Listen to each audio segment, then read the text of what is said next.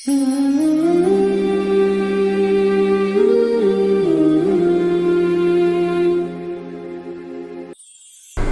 اللہ الرحمن الرحیم۔ السلام علیکم ورحمۃ اللہ وبرکاتہ۔ الحمد للہ رب العالمین والصلاة والسلام علی سید الانبیاء والمرسلین وعلی آلہ وصحبہ اجمعین، اما بعد۔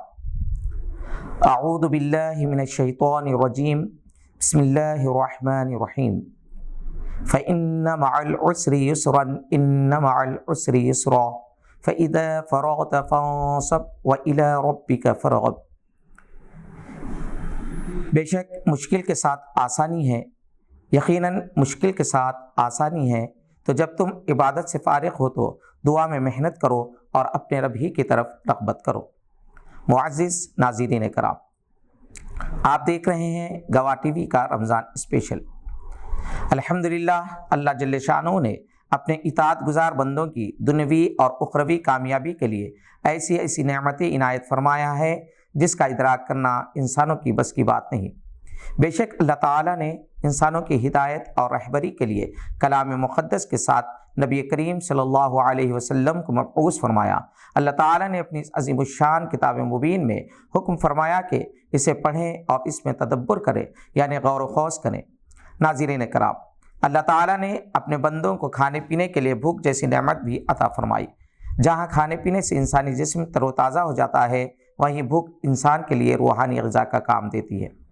بھوک انسان کو فواہشات اور برائیوں سے بچاتی ہے، یعنی انسان کی نفسانی خواہشات کو بھوک دبائے رکھتی ہے۔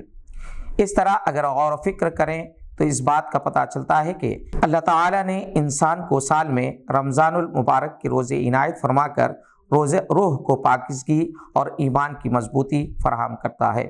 جس طرح کھانے پینے میں بے احتیاطی بد پرہیزی کرنے سے صحت جسمانی پر مضر اثرات مرتب ہوتے ہیں، اسی طرح بھوکا رہنے سے بھی انسانی جسم کو نقصان پہنچ سکتا ہے۔ اسی لیے اللہ تعالیٰ نے اپنے روزہ دار بندوں کے لیے سحر و افطار کے اوقات بھی متعین کر دیے ہیں۔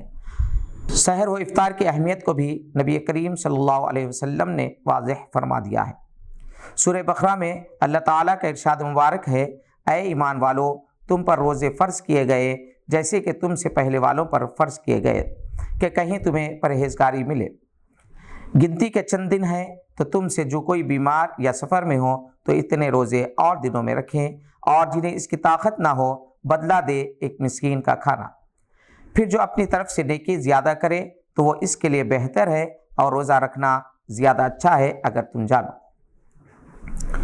مفتی ڈاکٹر محمد ابو بکر صدیق عطاری اپنی کتاب میں روزے کا قرآنی حکم کے مضمون میں ان آیات مبارکہ سے متعلق بتاتے ہیں کہ مذکورہ بالا آیت مبارکہ میں علیم و خبیر رب کائنات نے روزے سے متعلق تمام حکمتوں کو دو جملوں میں بیان فرما دیا۔ لعلکم تتقون، یعنی کہ کہیں تمہیں پرہیزگاری ملے، وَإِن تَصُومُوا خَيْرٌ لَكُمْ إِن كُنتُمْ تَعْلَمُونَ، یعنی اور روزہ رکھنا زیادہ بھلا ہے اگر تم جانو۔ دوسری آیت کا مفہوم تو بالکل واضح ہے کہ روزہ رکھنے میں بھلائی ہی بھلائی ہے، جب پہلی آیت میں اس بھلائی کی وجہ نہایت اختصار کے ساتھ بیان کر دی گئی ہے۔ آئیے دیکھیں کہ روزے کے دوران خون پر کس قسم کے اثرات مرتب ہوتے ہیں۔ بتایا جاتا ہے کہ دن میں روزے کے دوران خون کی مقدار میں کمی ہو جاتی ہے۔ یہ اثر دل کو انتہائی فائدہ مند آرام مہیا کرتا ہے۔ زیادہ اہم یہ بات ہے کہ خلیوں سیلز کے درمیان مائع انٹر سیلولر کی مقدار میں کمی کی وجہ پٹھوں ٹیشوز پر دباؤ کم ہو جاتا ہے۔ پٹھوں پر دباؤ یا عام فہم میں ڈائسٹولک دباؤ دل کے لیے انتہائی اہمیت کا حامل ہوتا ہے۔ روزے کے دوران ڈائسٹولک پریشر کم سطح پر ہوتا ہے، یعنی اس وقت دل آرام کی صورت میں ہوتا ہے۔